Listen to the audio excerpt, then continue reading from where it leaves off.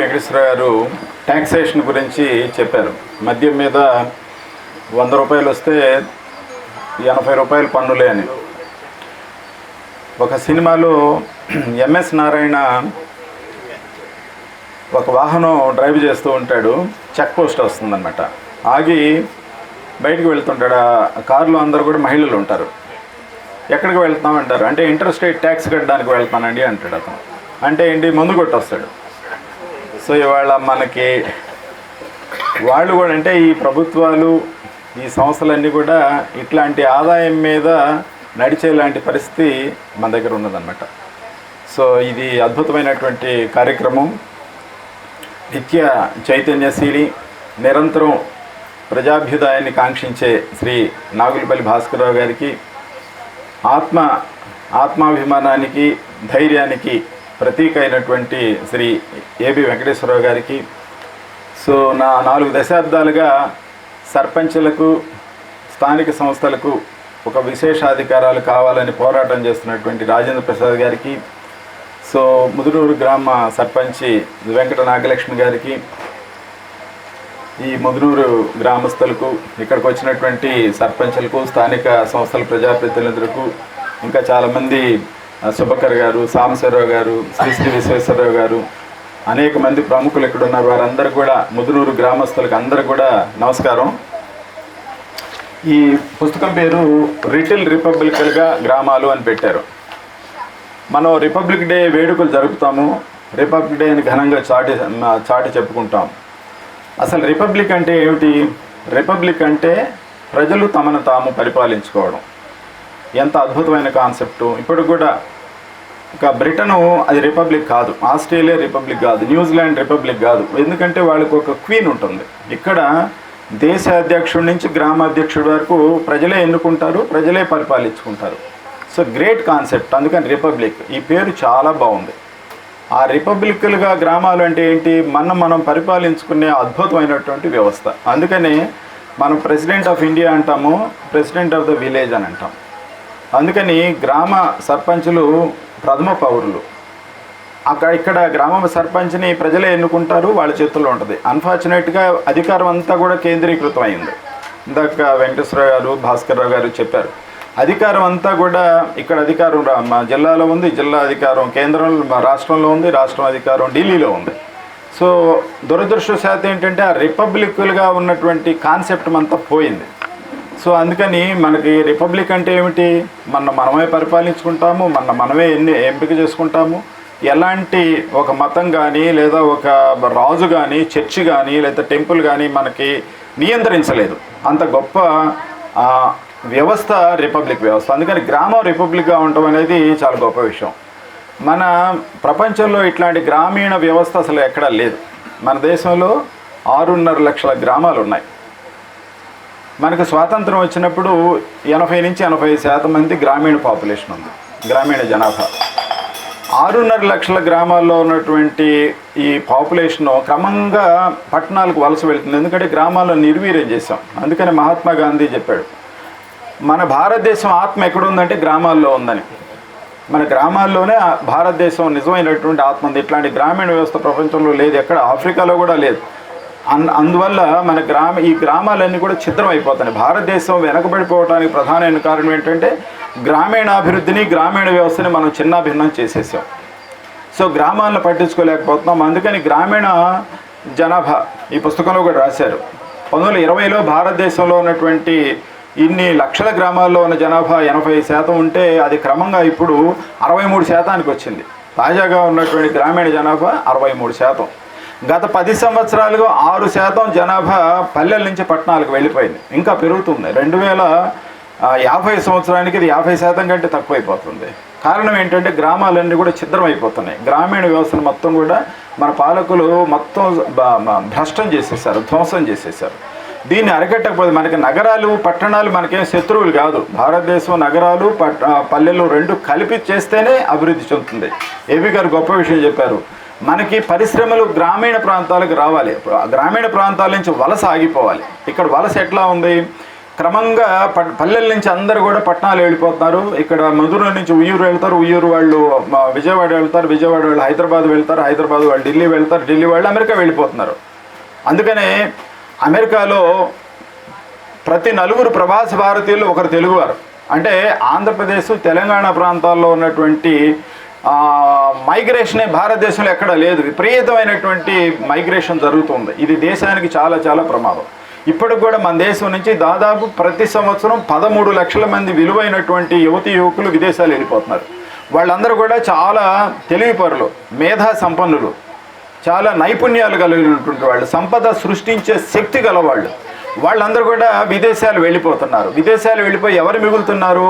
ఎలాంటి నైపుణ్యాలు లేనటువంటి వాళ్ళు, అంతగా అక్షర జ్ఞానం లేనటువంటి వాళ్ళు గ్రామాల్లో మిగిలిపోతున్నారు.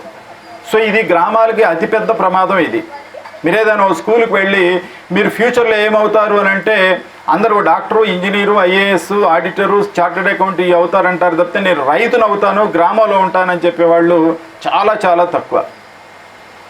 సో మరి గ్రామీణ వ్యవస్థకి ఇదేంటంటే మన గ్రామాల్ని మనం ఒక నివాస యోగ్యంగా చేయలే, గ్రామాన్ని ఒక ఛిద్రం చేసి పారేసాం.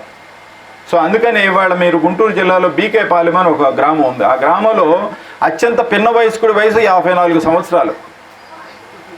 54 ఏళ్ల లోపు ఉన్నటువంటి పిల్లలు ఎవరు ఆ గ్రామంలో లేరు. అట్లా నేను ఆ గ్రామం సర్వే చేశాను కాబట్టి చెప్తున్నాను. ఇంకా అట్లాంటి గ్రామాలు ఇక్కడ కృష్ణా జిల్లాలో కూడా ఉన్నాయి. కృష్ణా జిల్లా ముఖ్యంగా తూర్పు కృష్ణా ముందు రూపం ఉన్నటువంటి కృష్ణా జిల్లాలో తూర్పు కృష్ణాలో ఉన్నటువంటి ప్రాంతం సుసంపన్నమైనటువంటి భూమి.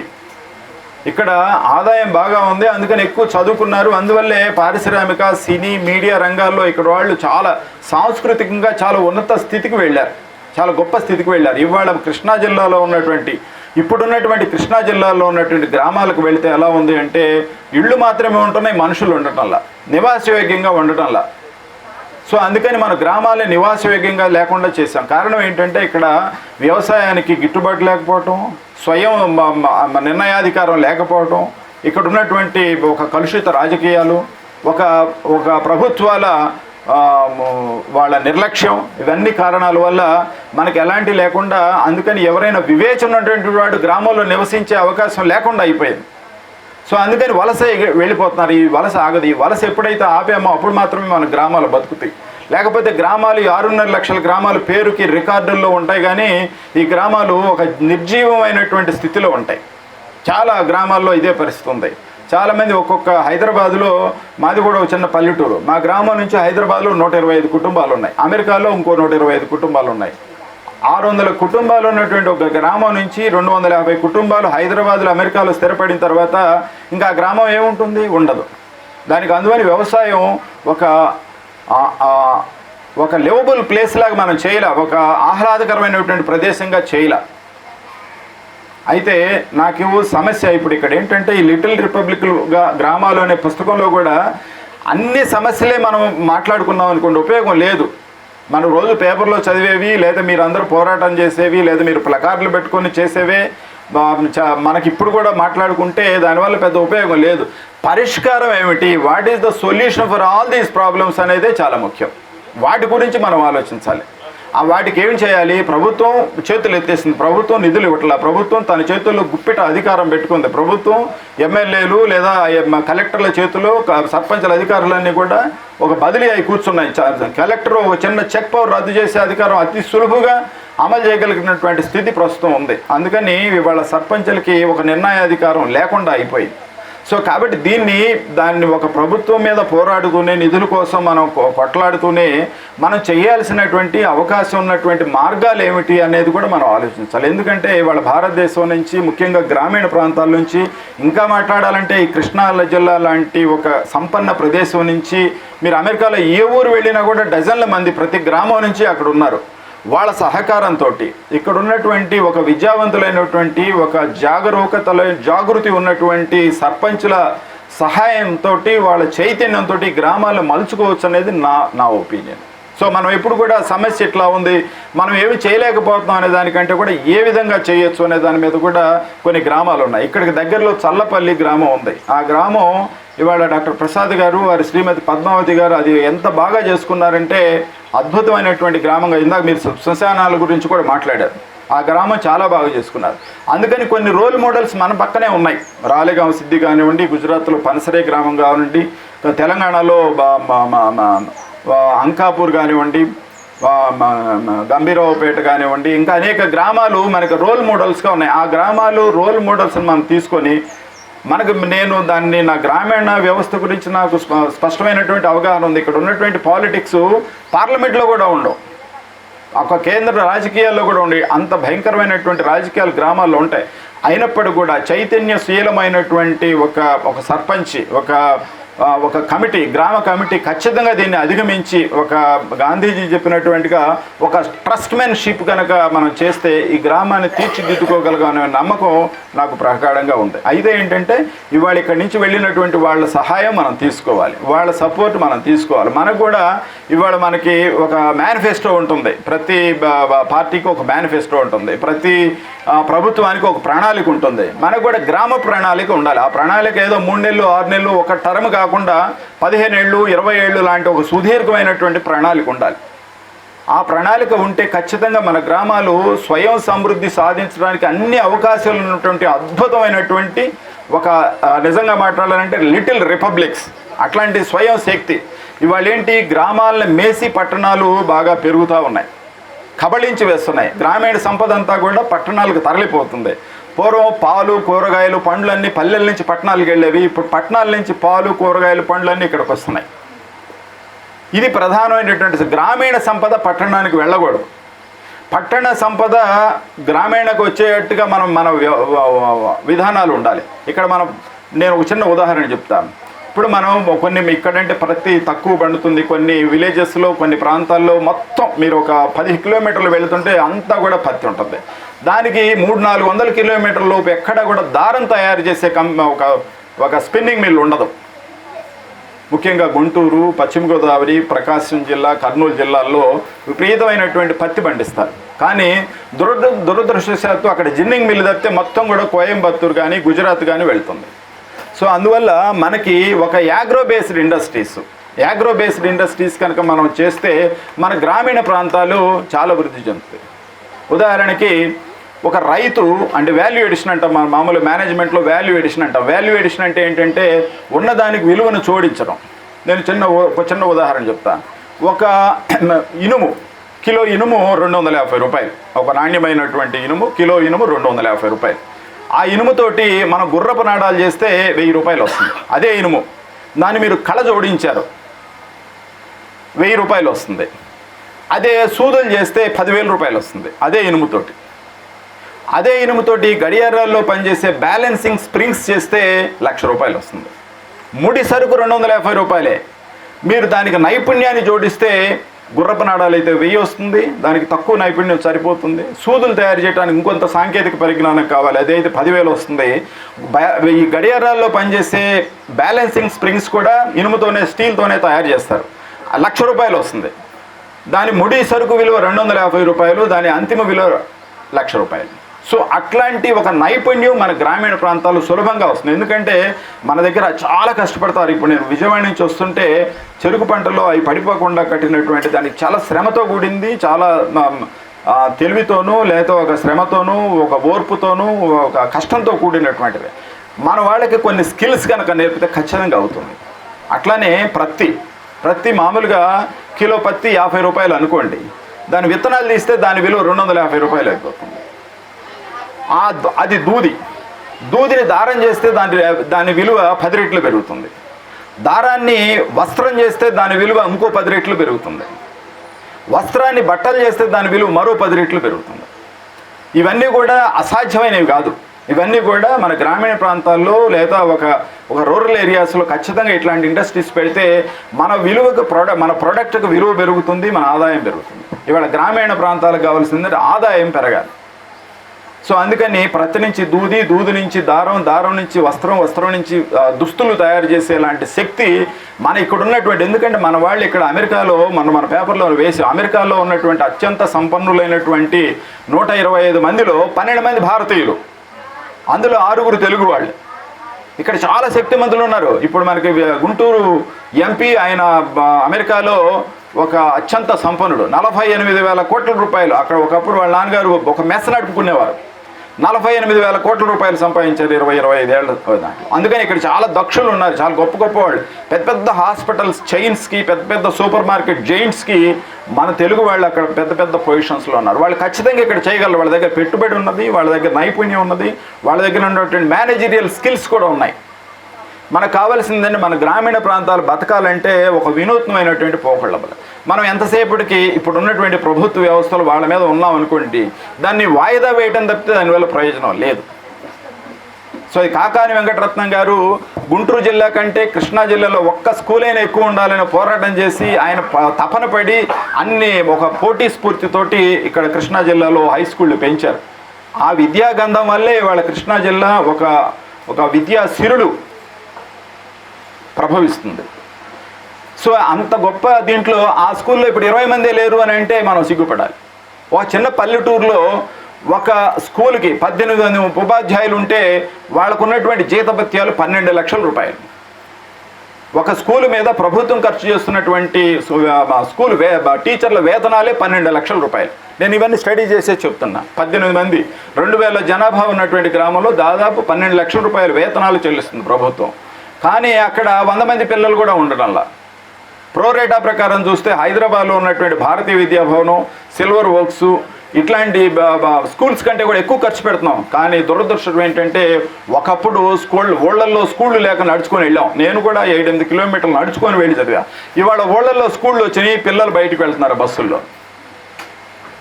సో అందువల్ల మనకు కావాల్సింది ఏంటంటే చైతన్యం. ఒక సర్పంచి ఒక ధర్మకర్తలాగా ఉండి ఇక్కడ ఉన్నటువంటి వాళ్ళు కొన్ని ప్రయోగాలు మనం చేయాలి. మన ప్రభుత్వాలను తిట్టుకొని ప్రభుత్వాల వల్ల అయ్యే పని కాదు. ప్రభుత్వాలు వాళ్ళ ఇంటెన్షన్స్ కూడా లేవు, వాళ్ళన్నీ కూడా ఓట్ బ్యాంక్ పాలిటిక్స్లో ఉన్నాయి. కాబట్టి ఇవాళ మన గ్రామాన్ని బాగు చేసుకోవడానికి, మన గ్రామాన్ని లిటిల్ రిపబ్లిక్గా చేసుకోవడానికి బ్రహ్మాండంగా చేయాలి. హైదరాబాద్ అమెరికాలో జర్మన్ పాపులేషన్ చాలా ఎక్కువ. తెల్లవాళ్లతో పాటు జర్మన్స్ కూడా అమెరికాకు వలస వెళ్ళినటువంటి వాళ్ళు. ఆ గ్రామాలన్నీ కూడా అక్కడ జర్మన్ విలేజెస్ అని చెప్పి ఆ గ్రామాలు పట్టణాల కంటే కూడా కాలిఫోర్నియా లేదా న్యూయార్కు లాస్ ఏంజలస్ ఆ సిటీస్లో ఎంత ఆదాయం ఉంటుందో ఆ గ్రామాల్లో కూడా అంత ఆదాయం ఉండేట్టుగా వాళ్ళు ఒక టూరిజం డెవలప్ చేశారు. ఇవాళ ముదునూరు విజయవాడ నుంచి ఒక అరగంటలో ఇక్కడికి రావచ్చు. ఇక్కడ ఒక టూరిజం ప్లేస్గా ఇట్లాంటి ఇళ్ళు చాలా అపురూపంగా ఉంటుంది. ఆ ఇళ్లల్లో ఒక నివాసయోగ్యమైనటువంటి ఇళ్ళుగా తయారు చేస్తే, ఒక టూరిజం ప్లేస్గా తయారు చేస్తే అది అట్లా వినూత్నమైనటువంటి ఆలోచనలతోటి కనుక వస్తే అప్పుడు మనకి ఎదుగుదల ఉంటుంది. స్విట్జర్లాండ్లో డైరీ చాలా తక్కువ, వాళ్ళ గేదెలు కానీ ఆవులు కానీ చాలా తక్కువ, వాళ్ళ దగ్గర పాల ఉత్పత్తి చాలా తక్కువ. బట్ స్విట్జర్లాండ్లో అద్భుతమైనటువంటి చాక్లెట్స్ తయారు చేస్తారు. ఎట్లా తయారు చేస్తారంటే మనం అనుకున్నటువంటి వాల్యుయేషన్ ద్వారా. అమితాబ్ బచ్చన్ తన కొడుకు పెళ్లికి ఎక్కడ స్విట్జర్లాండ్ నుంచి చాక్లెట్స్ తీసుకొచ్చి పెళ్లి కార్డుతో పాటు అందరికీ పంచిపెట్టాడు. మరి స్విట్జర్లాండ్లో పాలు లేవు, కానీ తీసుకెళ్లిన పాలు ఫైన్ చాక్లెట్స్గా తయారు చేసే వాళ్ళకి శక్తి ఉన్నది. సో కాబట్టి ఇది మన చేతుల్లో ఉంది. విద్యావంతులైనటువంటి సర్పంచులు, చైతన్యవంతులైనటువంటి సర్పంచులు ఉండి కనుక చేస్తే మన గ్రామాలు ఖచ్చితంగా పునర్వైభవం పొందుతుంది. మన గ్రామాలని నిర్లక్ష్యం చేసిన తర్వాత భారతదేశం అభివృద్ధి చెందడం అనేది అసాధ్యమైనటువంటి పని. అది కాదు, ఎప్పటికీ కాదు. కాబట్టి మన గ్రామాల్లో పునర్వికాసం పొందాలి అంటే కేవలం ప్రభుత్వాల మీద ఆధారపడకుండా మనం ఎట్లాంటి ప్రత్యామ్నాయ విధానాలు ఉన్నాయనే దాని మీద ఇప్పుడు భాస్కర్ రావు గారు ఇందాక ఏబీ గారు చెప్పారు. అమెరికాలో చదువుకున్న వారు అమెరికాలో ఉండకుండా మళ్ళీ భారతదేశం వచ్చి ఢిల్లీలో ఉండకుండా హైదరాబాద్ వచ్చి కానీ ముదునూరులో ప్రతి సంవత్సరం ఒక 6 నెలలు ఉండటం అనేది ఇది వరం మన గ్రామీణ వ్యవస్థకి. ఇట్లాంటి రివర్స్ మైగ్రేషన్ మనకి జరగాలి. ఎప్పుడైతే ఒక ఆహ్లాదకరమైనటువంటి వాతావరణం ఇక్కడ ఉంటుందో ఖచ్చితంగా మనుషులు వస్తారు. అందుకనే ఇప్పుడు మనకి ఒక తూనీగలో లేకపోతే ఒక పక్షులు మనకు రావాలంటే మనం ఒక గాలం వేస్తే రావు, లేదా రమ్మంటే వెల్కమ్ బోర్డ్స్ పెడితే రావు, పూలను పెంచితే వస్తాయి అవి. అందుకని గ్రామీణ ప్రాంతాల్లో ఆహ్లాదకరమైనటువంటి వాతావరణాన్ని, ఒక శాంతి భద్రతను కనుక మనం చేస్తే అప్పుడు వస్తాయి. ఎస్, మనకు చాలా సమస్యలు ఉన్నాయి. ఇవాళ ఏబీ గారు చెప్పారు చాలా గొప్ప సమస్య ఏంటంటే మన దగ్గర గట్టు తగ్గదామంటే కోర్టుకు వెళ్లాల్సి వస్తుంది. గట్టు తగ్గదా అంటే మనకి విలేజ్లో ఆ రెడ్రెసల్ ఫోరం లేదు, ఒక న్యాయం చెప్పే వ్యవస్థ లేదు, న్యాయం చెప్పేలాంటి మనుషులు కూడా కనుమరుగైపోయారు. కాబట్టి మనం ఇక్కడ అట్లాంటి వాతావరణం క్రియేట్ చేస్తే ఏ గ్రామం చూసినా కూడా ఇప్పుడు పర్వాలేదు. లాస్ట్ 10 yearsలో కొంచెం ఈ స్వచ్ఛ ఆ ఉద్యమం బాగా జరుగుతున్న తర్వాత ఏ గ్రామంకి వెళ్ళినా కూడా 4 రోడ్లు కూడా ఒక ఆల్మోస్ట్ బహిరంగ టాయిలెట్స్ లాగానే ఉండేవి. బట్ ఇప్పుడు ఆ పరిస్థితి కొంచెం తగ్గింది. కాబట్టి మన గ్రామాన్ని శుభ్రమైనటువంటి ప్రదేశంగా, రక్షణతో కూడినటువంటి భద్రమైన ప్రదేశంగా చేస్తే విదేశాల నుంచి మనకు చాలామంది వస్తారు, టూరిజం ప్లేస్గా చేయొచ్చు, అనేక ఆదాయ మార్గాలు పెంచుకోవచ్చు. తర్వాత గ్రామాలంటే అందరూ భయపడేది ఏంటంటే దోమలు. గ్రామాలంటే ఎక్కువ మంది భయపడేది ఒక నీళ్లు. ఇందాక ఏబీ గారు చాలా బాగా చెప్పారు. ఏంటంటే గ్రామాలు అనగానే ఒక ప్రొటెక్టెడ్ వాటర్ ఉండదు. మనం తాగే నీళ్లు ఎక్కడి నుంచో తెచ్చుకోవాల్సిన అవసరం ఏంటి? ఆర్ఓ ప్లాంట్ ద్వారా ఇక్కడే మనం చేసుకోవాలి. ఈ బాటిల్స్లో తాగాల్సినటువంటి కర్మ మనకేమిటి? మనం చికెన్ కావాలంటే ఎక్కడో విజయవాడ నుంచి తెచ్చుకోవాల్సినటువంటి కర్మ ఏంటి? మంచి పాలు కావాలంటే అక్కడి నుంచి ఎందుకు తీసుకురావాలి? సో కాబట్టి మనం ఇక్కడ మన విలేజ్ని ఒక ఆహ్లాదకరమైనటువంటి ప్రదేశంగా తీర్చిదిద్దుకొని ఒక స్వచ్ఛతతోటి శుభ్రమైనటువంటి వాతావరణం కనుక మనం చేసుకుంటే ఖచ్చితంగా అది సాధ్యమవుతుంది. అందువల్ల మనకు డ్రైనేజ్ వ్యవస్థ కానివ్వండి, మంచినీటి వ్యవస్థ కానివ్వండి, అట్లానే మన స్కూల్ మీద ఒక స్థానిక ప్రజాప్రతినిధులు ఒక పెత్తనం చేయటం కాకుండా పూర్వం స్కూళ్ళు ఉపాధ్యాయులంతా కూడా పల్లెల్లో ఉండేవాళ్ళు. మేము చదువుకున్నప్పుడు మా టీచర్స్ అంతా మా ఊర్లో ఉండేవాళ్ళు. ఇప్పుడు మీరు ఏ ఊరన్నా వెళ్ళండి, ఏదైనా అడగండి, మీ టీచర్స్ ఎవరైనా మీ ఊర్లో ఉన్నారంటే ఒక్కరు కూడా ఉండరు. వాళ్ళందరూ దగ్గరలో ఉన్నటువంటి టౌన్కి వెళ్ళి టౌన్ నుంచి వస్తారు. సో అందుకని లివబుల్ ప్లేస్గా ఉండాలి. మనకి గ్రామాల్లో టీచర్స్, ప్రభుత్వ ఉద్యోగులు ఉండేలాగా మనం చేయాలి. అది సర్పంచ్ కనుక పూనుకుంటే సాధ్యం అవుతుంది. వాళ్ళకన్నీ కూడా ఒక స్వేచ్ఛాయుతమైనటువంటి భద్రమైనటువంటి వాతావరణం క్రియేట్ చేస్తే అవుతుంది. నేను ఒక చిన్న ఎగ్జాంపుల్ చెప్తా. మన భారతదేశ గ్రామీణ వ్యవస్థ ఎంత బలమైంది, ఎంత అద్భుతమైంది అంటే, ఒక గ్రామంలో ఎవరైనా సరే ఒక బ్రాహ్మిన్ ఫ్యామిలీ, ఒక వైశ్యుడి ఫ్యామిలీ ఒక్కటే ఉంటుంది, కానీ వాళ్ళు దర్జాగా ఉంటారు. ఆడపిల్లలు ఉన్న ఒక్కరు లేదా ఒక బలహీనుడైనటువంటి ఒక బ్రాహ్మణ్, ఒక అర్చకుడు, ఒక టీచరు, ఒక హోమియో వైద్యుడు, ఒక ఆర్ఎంపీ డాక్టరు ఒక్కడే ఉంటాడు. ఊర్లో 3000 మంది వేరే అగ్రవర్ణాలు ఉండండి, ఎవరైనా ఉండండి, దర్జాగా ఉంటాడు. అట్లాంటి భద్రమైన వాతావరణం మన గ్రామీణ వ్యవస్థ కల్పించింది. ఆ సోషల్ సెక్యూరిటీ అది ఉంది. ఇప్పుడు అది మిస్ అవుతుంది. కాబట్టి సర్పంచులు వీటికి పూనుకోవాలి. అంటే సర్పంచ్ చేతులు అంది ఉన్నాయని కానీ బట్ ప్రయత్నం చేస్తే ఖచ్చితంగా సాధ్యం అవుతుంది అనేది ఎందుకంటే నేను ఆశావాదిని ప్రధానంగా. సో కాబట్టి సర్పంచ్ కనుక పూనుకుంటే చాలా మార్పులు తీసుకురాగలరు, చేయాలి. కానీ నా చేతుల్లో ఏముంది అని అనుకుంటే ఇప్పుడు మన వల్ల ఉపయోగం లేదు, ఎప్పటికీ రాదు ఉపయోగం. అందుకని పోరాటం చేస్తూనే ఈ ప్రత్యామ్నాయ విధానాలు కూడా మనం ఆలోచిస్తుంటే అద్భుతంగా ఉంటుంది. నీళ్లు మంచి స్కూల్తో కూడా అసోసియేట్ అవ్వాలి ప్రిన్సిపల్స్, అంటే మన టీచర్స్ తోటి, తర్వాత సర్పంచుల, ప్రజాప్రతినిధులు, ఎంపీటీసీ. కొన్ని విభేదాలు ఉంటాయి. మన కుటుంబంలో తమ్ముడు తప్పు చేస్తే మనం ఎట్లయితే దిద్దుకోవడానికి ప్రయత్నం చేస్తామో, మన ప్రత్యర్థి పార్టీలు లేదా ప్రత్యర్థి వర్గాలు ఇవన్నీ కూడా దాని అకామిడేటివ్గా ఎడ్యుకేటివ్ మోడ్లో వెళ్తే గ్రామాన్ని కనుక దురదృష్టితో మనం చేస్తే, అందుకని గ్రామానికి అనుకున్నాం కదా మనం ఒక దీర్ఘకాలిక ప్రణాళిక ఉండాలి గ్రామాభివృద్ధికి. అట్లానే సర్పంచ్ కూడా ఒక మేనిఫెస్టో ఉండాలి. ఈ గ్రామానికి సంబంధించి నేను ఒక్క విద్యార్థి కూడా ఈ గ్రామం నుంచి బయట ప్రాంతానికి వెళ్ళి చదువుకోకుండా నేను ప్రయత్నం చేస్తాను అనేది ఉండాలి. అట్లనే టీచర్స్ కూడా వాళ్ళు ఏం చెప్తున్నారు, ఎలా చెప్తున్నారు, ఎంత అటెండెన్స్ అనేది ఒక మానిటర్ చేస్తూ ఉండాలి. అట్లా చేస్తే ఆ గ్రామాలు ఖచ్చితంగా ఇంప్రూవ్మెంట్ ఉంటుంది, ఒక ఆదాయం ఉంటుంది. తర్వాత మార్కెట్ ప్లేస్గా మనం తయారు చేయాలి, ఒక విజిటింగ్ ప్లేస్గా చేయాలి. అట్లానే మనం ఇంకొకటి ఇప్పుడు ఇవాళ మన గ్రామాల్లో ఉన్నటువంటిది ఏంటంటే అసలు ఒక సజ్జన సాంగత్యం బయట నుంచి రావట్లా. మనకల్లా ఇవాళ గ్రామాలన్నీ ఏమున్నాయంటే అయితే గుడి లేదా చర్చి, ఈ రెండే. మరి ఇంకొక రకమైనటువంటి ఇప్పుడు ఇందాక డొక్కా సీతమ్మ వేశారు, జగదీష్ చంద్రబోసు, ఆవిడ ఎంఎస్ సుబ్బలక్ష్మి, ఎంత గొప్ప వాళ్ళు ఉన్నారు మన ప్రాంతంలో. అసలు ఇక్కడ ఈ చుట్టుపక్కల మీరు ఇక్కడి నుంచి ఒక 10 కిలోమీటర్ల దూరంలో 100 మంది ప్రముఖులు ఉన్నారు. వాళ్ళ గురించి మనకు తెలియదు. మన ఊర్లో ఉన్న విగ్రహం ఉంటుంది, ఆ విగ్రహం వెనుక ఆ వ్యక్తి చరిత్ర ఏంటో తెలియదు. నిరుపేద కుటుంబంలో పుట్టినటువంటి అంబేద్కర్ 1920లో కొలంబియా యూనివర్సిటీకి వెళ్ళి అక్కడ చదువుకున్నాడంటే ఎంత గొప్ప. అట్లాంటి 100 ఏళ్ల క్రితమే అట్లా చేసినప్పుడు మనకు కూడా సాధ్యమే. పిల్లల్ని బాగా చదివించడం, పెంచడం, ఎదిగించడం, వాళ్ళకు ప్రేరణ కలిగించడం, ఇవన్నీ కూడా సాధ్యం. కాబట్టి మన ఎడ్యుకేషన్ మీద బాగా ఫోకస్ చేసి ఈ గ్రామం నుంచి చుట్టుపక్కల గ్రామాల నుంచి ఎవరైతే విదేశాలు వెళ్ళారో, ఇతర ప్రాంతాలకు వెళ్ళారో వాళ్ళ సహాయం తీసుకోవడం. ఇక్కడ ఇవాళ ఆయన ఉన్నారు మంథని, ఇక్కడ దగ్గరే మన దివీస్ మురళి గారు, ఆయన ఇవాళ భారతదేశంలో ఒక 30వ సంపన్నుడు. అంత వాల్యూమ్ ఆఫ్ మనీ ఆయన సంపాదించాడు. ఖచ్చితంగా అట్లాంటి వాళ్ళు ఇంకా చాలామంది మ్యాట్రిక్స్ ప్రసాద్ గారు లేదా ఇంకెవరైనా చాలామంది ప్రముఖులు ఇక్కడ చాలామంది ఉన్నారు కాబట్టి వాళ్ళ సహాయం తీసుకొని ఎప్పుడైతే మన గాంధీజీ ఆయన ఎప్పుడు చెప్పేవారు, నేను ఎప్పుడు కూడా ఎవరి దగ్గర తీసుకుంటే అనా పైసలతో సహా లెక్క రాసి ఉంచేవాడిని. అట్లాంటి ఒక విశ్వాసం కనుక మనం పొందగలిగితే, విశ్వసనీయత పెంపొందించుకోగలిగితే ఖచ్చితంగా మనకి నిధులు ఇచ్చేవాళ్ళు ఉంటారు. నేను ప్రభుత్వం మీద పోరాటం, హక్కుల కోసం చేయటం మేము మానట్లా, అవన్నీ చేద్దాం, చేస్తూనే ఇవి ప్రత్యామ్నాయంగా కూడా ఇవి చేద్దాం, వినూత్నంగా ఆలోచిద్దాం. ఇందాక నేను జర్మన్ టౌన్స్ అన్నాం కదా, జర్మన్ టౌన్స్ని ఒక ఆహ్లాదకరమైనటువంటి పర్యాటక ప్రదేశంగా వాళ్ళు ప్రతి జర్మన్ గ్రామాన్ని తీర్చిదిద్దుకున్నారు.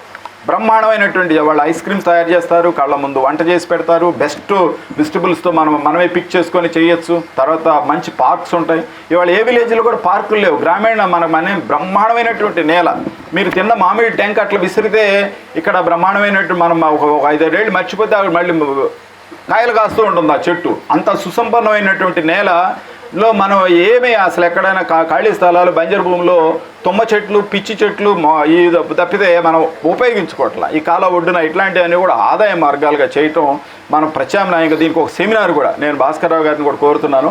ఇట్లాంటిది ఒక సెమినార్ కూడా పెట్టి ఏమేం చేయొచ్చు, ఉన్న కండిషన్స్లో పాజిటివ్గా మనం ఏం చేయొచ్చు, ఎలాంటి ప్రణాళిక మనం చేయొచ్చు, స్కూల్కి సంబంధించి, నీళ్లకు సంబంధించి, సాగునీరుకి సంబంధించి, లేకపోతే విలేజ్లో ఉమెన్ ఎంపవర్మెంట్కి సంబంధించి. ఇక్కడే మన సిస్టర్ ఉన్నారు. ఇప్పుడు ఒక విలేజ్ని ఉమెన్ ఎంపవర్మెంట్, ఆడవాళ్ళ ప్రమేయం లేకుండా, ఆడవాళ్ళ సహాయం లేకుండా మనం గ్రామాన్ని ఎప్పుడు కూడా బాగు చేసుకోలేము. ఎందుకంటే మన దేశంలో ఒక ప్రధానమైన లోపం ఏంటంటే, ఇప్పుడు మీరు ఎక్కడికైనా వెళ్ళండి, యూరోప్ వెళ్ళండి, అమెరికా వెళ్ళండి, 70 ఏళ్ళు ఆవిడ క్యాబ్ డ్రైవర్గా వస్తారు. నేను ఒకసారి పోర్చుగల్ వెళ్తే ఎయిర్పోర్ట్కి వెళ్ళడానికి పొద్దున్న 5 గంటలకు రమ్మన్నాం. మేము వెళ్ళి రిసెప్షన్లో కూర్చున్నాం. సో 5 గంటలైంది, రాలా. 5:30కి వచ్చి రిసెప్షన్లో అడిగాం, మేము we are waiting for a cab driver అంటే, ఎదుగు ఆవిడ కూర్చున్నారు కదా. ఆవిడ 70 ఏళ్ళు ముసలి ఆవిడ క్యాబ్ డ్రైవర్గా వచ్చారు. ఇవాళ చైనాలో వెళితే ఉమెన్ వర్క్ ఫోర్స్ చాలా బలమైనటువంటి వర్క్ ఫోర్స్. అందుకని ఆ దేశం, అందుకని ఒక చేత్తో మనం చప్పట్లు కొట్టలేము, ఒక కాలుతో పరిగెత్తలేము, ఒక చేత్తో బరువులు ఎత్తలేము.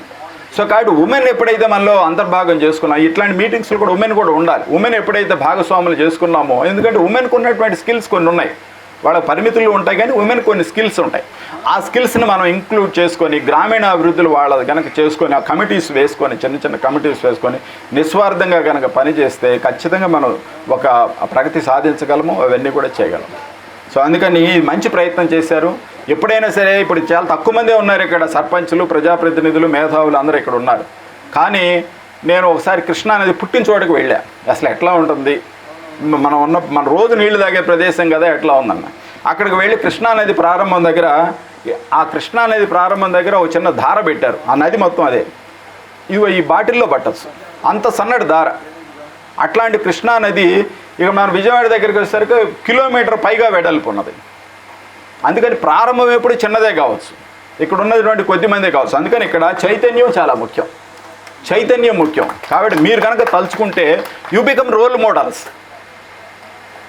మీరే ఆదర్శమైనటువంటి గ్రామాలను మనం చేయగలం. చల్లపల్లి వెళ్ళిరండి అందరు కలిసి, చల్లపల్లి డాక్టర్లను ఇక్కడికి పిలవండి మన ఊరికి, అవన్నీ సాధ్యమవుతుంది. అందుకని మనకి ఎప్పుడు కూడా మన చేతుల్లో లేదు అనేది ఒక దాని మీద కొట్లాడడానికి ఫైట్ చేద్దాం. మన చేతుల్లో లేదు అని కాకుండా మన చేతుల్లో ఉన్నది ఏమిటి, మనకు ఉన్నటువంటి ప్రత్యామ్నాయ విధానాలు ఏంటి, వ్యక్తులుగా మనం ఏం చేయగలం అనే కనుక మనం ప్రయత్నం చేస్తే ఖచ్చితంగా చాలా మార్పులు వస్తాయి, పెను మార్పులు వస్తాయి. మన గ్రామం ముదునూరు మరొకసారి పెద్ద హిస్టరీలో అవుతుంది. సో ఆ గ్రంథాలయాలు కూడా చాలా ఉపయోగపడతాయి. ఆ గ్రంథాలయాల్లో ఎందుకంటే మా దగ్గర ఎంత స్ఫూర్తిదాయకమైనటువంటి వ్యక్తులు, డొక్కా సీతమ్మ ఆవిడ ఎంత గొప్ప వ్యక్తి. ఆవిడ బ్రిటిష్ వైస్రాయ్, ఆవిడ చూడాలంటే నేను అక్కడికి వస్తే మరి భోజనం ఎవరు పెడతారు ఇక్కడ అని చెప్పింది నిస్వార్థంగా. సో ఆవిడ వెళ్ళలే, ఢిల్లీ వెళ్ళలే. అయితే అప్పుడు వైస్రాయ్ చెప్పాడు, ఆవిడ ఫోటో బొమ్మ తీసుకొని రమ్మని అడిగాడు.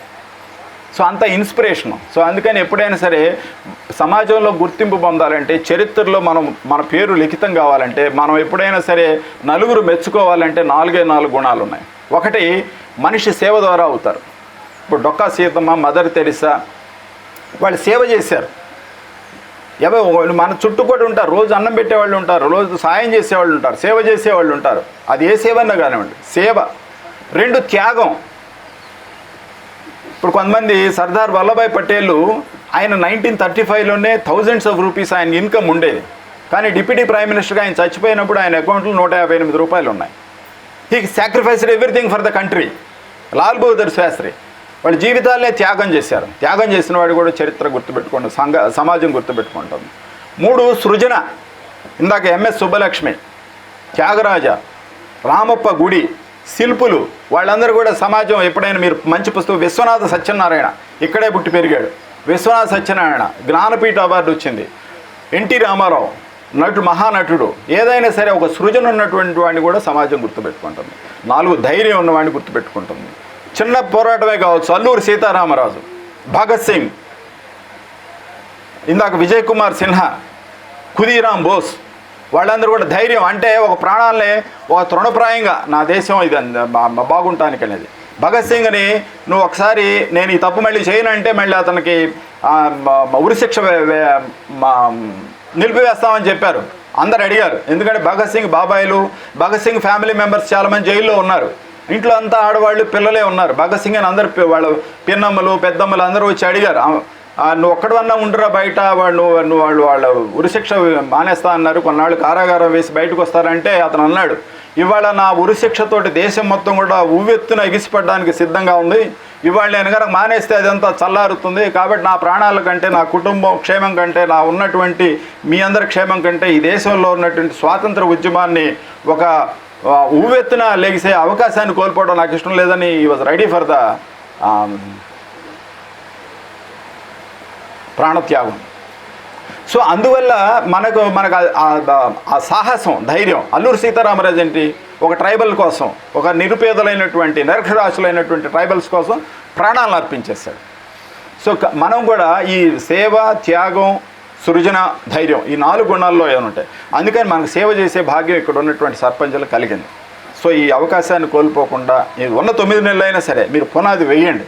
అద్భుతమైన. అందుకని ఇందాక మేము అనుకున్నామే, మీరు కృష్ణా నది, గంగా నది పుట్టిన చోట్ల నేను ఈనాడు జర్నలిజం స్కూల్ ప్రిన్సిపల్గా ఉన్నప్పుడు ఒక ఫోటో పెట్టాను ఆ ఆవరణలో. ఏంటంటే వాళ్ళు ఇట్లాంటి ముదునూరు చాలా విలేజెస్ నుంచి వస్తారు. వచ్చిన వాళ్ళకేం తెలియదు పాపం. వాళ్ళు సోషల్ సైన్స్ చదువుకొని చాలా కాలం అయింది. కానీ వాళ్ళు అక్కడికి వస్తారు. వాళ్ళకి అంతా కూడా నాకు అంత శక్తి లేదు అనే ఫీలింగ్తో వస్తారు. ఇంత పెద్ద గంగా నది, ఇన్ని లక్షల ఎకరాల నీరు అందించే గంగా నది పుట్టిన చోట ఎలా ఉంటుంది అంటే చిన్న పాయలాగా ఉంటుంది, చిన్న ఒక వర్షపు జాలులాగా ఉంటుంది. హిమాలయ పర్వతాల్లో జాలులాగా ఉన్న ఫోటో పెట్టాం. గంగా నది ప్రారంభం ఎట్లా ఉందో మీ ప్రారంభం కూడా ఇట్లానే ఉంటుంది. మీరు భవిష్యత్తులో ఏదన్నా అయితే ఎట్లా అవుతుంది. ఈ జిల్లాలో పుట్టి ఇక్కడ కొద్ది కిలోమీటర్ల దూరంలో ఉన్నటువంటి పెదపారిపూడిలో జన్మించినటువంటి రామోజీరావు గారు చిన్న రైతు కుటుంబం నుంచి వచ్చినటువంటి వ్యక్తి. ఆయన ఒక బిలాయ్ స్టీల్ ఫ్యాక్టరీకి వెళితే ఆయనకు ఉద్యోగం రాలా. ఆయన ఢిల్లీ వెళ్ళి చిన్న కంపెనీలో ఆర్టిస్ట్గా చేశారు. ఆయన ఇవాళ 25,000 మందికి ఉద్యోగాలు ఇచ్చారు. ఒకనాడు ఉద్యోగం రానిటువంటి వ్యక్తి ఆయన మరో 1,00,000 మందికి పరోక్షంగా ఉపాధి కల్పించారు. ఒక ఫిల్మ్ సిటీ ద్వారా 4,000 కోట్ల రూపాయలు పన్నుల రూపంలో చెల్లించారు ప్రభుత్వానికి. ఆయన మీద కొన్ని వందల మంది నటుల్ని, సంగీత దర్శకుల్ని, సాంకేతిక నిపుణుల్ని, రచయితల్ని, దర్శకుల్ని, జర్నలిస్టుల్ని, కవుల్ని, కళాకారుల్ని ఎంతోమందిని ఆయన సృష్టించాడు. ఆయన ఆ వెల్త్ క్రియేషన్లో భాగంగా అవన్నీ కూడా తయారయ్యారు. కాబట్టి మనకు కావలసినటువంటిది ఏమిటంటే ఆ సంకల్పం ఖచ్చితంగా అవుతుంది. కాబట్టి మన చేతుల్లో ఉన్నటువంటి దాన్ని ఈ అవకాశం కోల్పోకుండా, మనకు లేదు అని కాకుండా కొట్లాడే చోట కొట్లాడదాం. కానీ దానికి ప్యారలల్గా మనం ఇది కూడా చేద్దాం, మనకు ఉన్నటువంటి అవకాశాలు కూడా చేద్దాం. అందుకని గ్రామీణ ప్రణాళిక చాలా ముఖ్యం. అందుకని భాస్కరరావు గారికి నేను అది విజ్ఞప్తి చేస్తున్నాను. ఒక సెమినార్ పెట్టి ఒక పాజిటివ్గా మనకు ఎట్లాంటివి చేయాలనే దాని మీద చేస్తే బాగుంటుంది. ఈ పుస్తక ఆవిష్కరణలో నన్ను భాగం చేయటాన్ని నేను చాలా గర్వంగా భావిస్తున్నాను. చాలా సంతోషంగా ఉంది. నేను చిన్నది అనుకోవట్లేదు, చాలా పెద్ద ఫంక్షన్ లాగా నేను భావిస్తున్నాను. ఎందుకంటే చైతన్యం ముఖ్యం, ఆ చురుకుదనం ముఖ్యం. పెద్ద ఒక స్పార్క్ ఇస్తామే ఆ ట్రిగ్గర్ అవ్వడానికి, ఆ ట్రిగ్గరింగ్ లాగా నేను దీన్ని భావిస్తున్నారు. కాకపోతే మీరు తీసుకోవాలి, ఆ ట్రిగ్గర్ అందుకొని దాన్ని ముందుకు వెళితే అద్భుతంగా ఉంటుంది. మీరు కారు పడిపోయింది, కుర్చీ పడిందిలేండి. కుర్చీ పడి